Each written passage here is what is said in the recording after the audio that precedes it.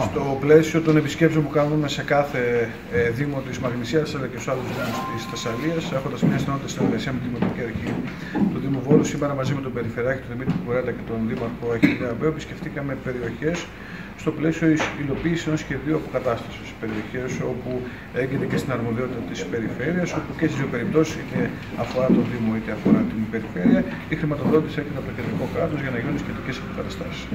Μέχρι τώρα έχουν εγκριθεί, για να είμαι ακριβής, 28,5 εκατομμύρια από την αρχή των ακραίων πλημμυρικών φαινομένων για τον Δήμο Βόλου και την ΔΕΙΑ, τα οποία συνεχίζεται όμως αυτό, καθώς θα πρέπει να σημειώσω ότι ο Δήμος Βόλου είναι από τις ελάχιστες, αν η μόνη περίπτωση, όπου έχετε με ολοκληρωμένες μελέτες όσον αφορά τα αιτήματά του για τα έργα, άρα μπορεί και η πολιτεία να ανταποκριθεί πολύ πιο άμεσα και ουσιαστικά να διασφαλίσει την αξιοποίηση των πόρων αλλά και την ταχύτητα υλοποίησης των έργων. Οπότε από αυτό το πρίσμα συνεχίζουμε την επόμενη περίοδο, επιπλέον αυτών των ποσών που σας ανέφερα, στα οποία για παράδειγμα συμπεριλαμβάνεται και η αποκατάσταση του δρόμου στην Μακρινίτσα, σε άλλες παρεμβάσεις και προς τη ΔΕΙΑΒ και προς το Δήμο Βόλου. 15 εκατομμύρια θα είναι μια πρόσθετη χρηματοδότηση σε επικείμενη πρόσκληση σε συνεργασία με το Υπουργείο Εσωτερικών, ενώ στη συνέχεια της στενότητας συνεργασίας που έχουμε και με την περιφέρεια όλη αυτή την περίοδο, η ορίμαση του σχεδιασμού φέρνει νέα χρηματοδότηση, νέα έργα και υλοποίηση. Οι ζημιές είναι πάρα πολλές. Τρέχουμε συντονισμένα έτσι ώστε να προχωρήσει η αποκατάσταση σε κάθε γωνιά του Δήμου Βόλου, όπως και σε κάθε γωνιά της Μαγνησίας αλλά και της Θεσσαλίας. Πριν τον 28, δηλαδή επιπλέον 15 μας λέτε σήμερα. Ναι. Ακριβώς, και αυτό να ξέρετε ότι μέχρι το τέλος που θα ολοκληρωθεί όλο αυτό το έργο, το ποσό θα αυξηθεί σημαντικά.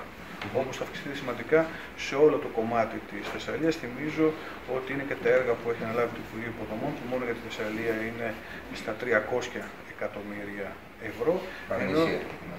Συγγνώμη, στην Μαγνησία, σωστά, ο κ.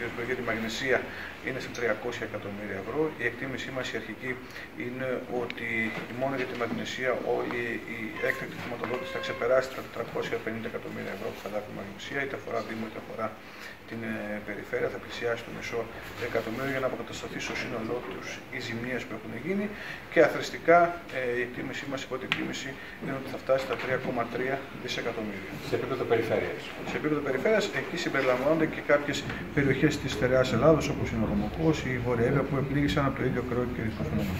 Για τους πλημμυροπαθείς τώρα, τι έχουμε να πούμε σήμερα, γιατί υπάρχει θέμα και με τους αγρότες. Είδαμε και μια ανακοίνωση που βγάλατε χθες, πολύ χαμηλό ποσοστό υποβολής αιτήσεων για την κρατική αρρωγή, κύριε Κούκλο. Αυτό είναι κάτι το οποίο σε στενότητα συνεργασία με την περιφέρεια από την πρώτη στιγμή, και θέλω να πω και να ευχαριστήσω τον Περιφερειάρχη αλλά και την Αντιπεριφερειάρχη, καθώς δείξαν τα ανακλαστικά εκείνα, προσαρμόζοντας τη διαδικασία στις προτάσεις που κάναμε και στα νέα εργαλεία την προηγούμενη περίοδο, έτσι ώστε να πάμε ακόμα πιο γρήγορα και κυρίως να ζητήσουμε από τους αγρότες να έρθουμε κοντά στη συνεργασία με τους αγρότες για να φέρουν τους φακέλους τους. Καθώς αυτό είναι το ζητούμενο, να έρθουν οι φάκελοι, να μπορέσουμε να ανταποκριθούμε στις ανάγκες που έχουμε. Το κομμάτι των επιχειρήσεων έχει πάει πάρα πολύ καλά. Ήδη έχουν ξεκινήσει να καταβάλλονται από εδώ και από το Δεκέμβριο οι προκαταβολές του 50% της επιχορήγησης και συνεχίζεται. Αυτό θα ξεκινήσει και από την Παρασκευή. Από την Παρασκευή οι φάκελοι που έχει στείλει η Περιφέρεια Θεσσαλίας στο Υπουργείο θα αρχίσουν να καταβάλλονται η προκαταβολή του 50% της προβλεπόμενης επιχορήγησης, και αυτό θα συνεχιστεί ανάλογα με τη ροή των φακέλων που θα έρχεται. Αλλά προαπαιτούμενο για τη ροή των φακέλων είναι υπογλήφθουν οι φάκελοι. Γι' αυτό και παρακαλούμε τους αγρότες να προχωρήσουν όσο το συντομότερο δυνατόν, και μάλιστα με τη νέα διαδικασία που έχει διαμορφώσει η Περιφέρεια, τα κλιμάκια είναι κοντά, είναι δίπλα στους αγρότες, με συχνές επικοινωνίες, επαφές, αυτοψίες, ενημερώσεις και διαδικασίες που τους διευκολύνουν προς την υποβολή των φακέλων. Δεν χρειάζεται να φέρουν πάρα πολλά έγγραφα, ψηφιοποιήσαμε τις διαδικασίες, είναι μεγάλος όγκος, είναι περισσότερες από 30.000 οι περιπτώσεις, άρα σε αυτές όμως ανταποκρινόμαστε όλοι σε στενότητα συνεργασία, και εκεί συμπεριλαμβάνω και όχι μόνο τους αγρότες, το Υπουργείο, η Περιφέρεια με τα κλιμάκια που έχουμε στην συνεργασία, αλλά και οι αγρότες, και εκεί έχουμε και στενές επαφές κιόλας και με τους συνεταιρισμούς, γιατί θα πρέπει και ήδη να μεταφέρουν την πληροφορία.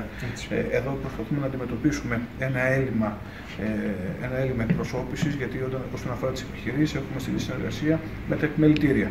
Άρα αυτό στην περίπτωση των αγροτών δεν το έχουμε σε αυτό το επίπεδο και συνεπώς κάνουμε άτυπες ομάδες για να μεταφέρει την πληροφορία και να πάμε όσο πιο γρήγορα γίνεται. Παράλληλα, μπαίνουμε σε ένα δεύτερο κύκλο πρώτης αρρωγής, όπου οι αγρότες με πάρα πολύ σοβαρές ζημίες στον εξοπλισμό τους θα μπορούν να λάβουν μέχρι και 10.000 επιπλέον των 2.000 που έχουν λάβει μέχρι σήμερα. Την άλλη εβδομάδα ανοίγει η πλατφόρμα της αρρωγής, της πρώτης αρρωγής, αρρωγή.gov.gr, έτσι ώστε να μπορούν να υποβάλουν τις αιτήσεις τους. Και εδώ πάλι, σε στενότατη και γόνιμη συνεργασία με την περιφέρεια, θα έχουμε τις διασταυρώσεις για να προχωρήσει και αυτή η σχετική διαδικασία. Όσο δηλαδή προχωράει η διαδικασία υποβολής των φακέλων από τους αγρότες, εμείς θα τους παρέχουμε ένα δεύτερο κύκλο πρώτης αρρωγής για να έχουν μια επιπλέον ενίσχυση για να καλύψουν τις ανάγκες που υπάρχουν.